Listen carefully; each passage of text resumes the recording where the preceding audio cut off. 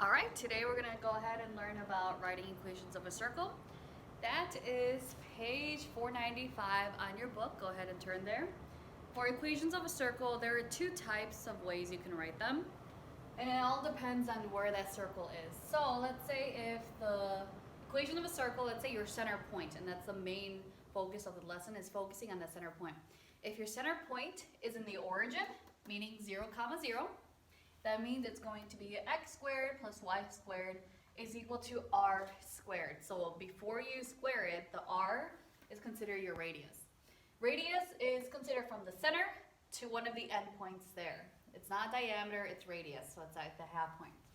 And then the other equation is x minus h squared plus y minus k squared. So it's similar to the x squared and the y squared, but now let's say the center is not in the origin, so it's not at 0, 0. So how do we go ahead and write an equation for this? And then that's when we focus on h and k. So whatever your center point is, let's say 5, 3, then that would be our center point. And whenever you're writing the center point, always think of opposite signs. So it's x minus whatever h is, k minus, or y minus whatever k is, and again, it's radius squared, same thing. There are two ways to find your radius. One, you can count the number of units. So if you have graph paper, if you count the number of units away from one end to the center, that's your radius. Or you can just look at there and do the distance formula by using the 2 points there, meaning your center point and one of the endpoints that you have. Number one, what is the example of a circle center at the origin? So that means one of the two equations, how we're going to write it. And with the radius of 2. So when we're focusing on this, we have to focus, what is that main center point? And that center point is 0, 0. So if it's from the origin, it's going to look something like this. X squared plus y squared equals radius squared. So the x squared and y squared, we don't have to do anything else from that side there, but now we have to fill in for the radius. We have what the radius is, and the radius in this case is 2. So then, if we were to rewrite it, we'll have x squared plus y squared is equal to 2 squared. You could solve it out before, but I like to keep it in terms of squared because it's not 4 units away, it's 2 units away. Example 2. So the picture I have here, it's a very horrible picture. You have that there. So you have your center point. If A is on circle D, so that means it's on one of the ends here, and that's right there. And write the equation of a circle. Two things you need to do before you actually write the equation is what is the center point? So if you look here, the center point is not in the origin anymore. It's not where 0, 0 is. If you look closely, D, that coordinate is 1, 1, 2, 3. It's 1, 3. So that is your center point. So now, before I write the equation, I'm going to go ahead and focus on my radius. What is the radius? There's two ways you can solve for it. The first way is counting the number of units. If I look at this is a horribly drawn circle, but let's say that line that they have here. What is the distance between that circle here and one of the outside circles here? If you look, it's 1 unit, 2 unit, and it's exactly 3 units away.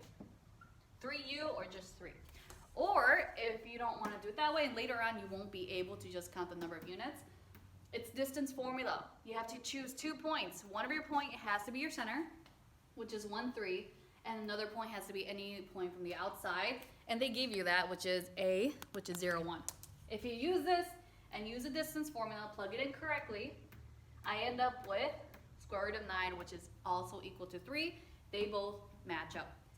Now let's go ahead and create the equation. So the equation, I'm going to go ahead and erase the second portion here. But now the equation we're going to focus on is the center is not at the origin anymore. The center is at certain points. So I'm going to use the equation, the second one. X minus h squared plus y minus k squared is equal to r squared. H and k is your center point. Our center point is 1, 3. So what we do is h is like another variable for x. K is another variable for y. If you look next to it, this is next to the x variable, so they're both similar. The y is next to the k, so they're both similar. So now your new equation is going to be x minus whatever h is, and that's 1. It's a positive 1, but again, think of opposite signs.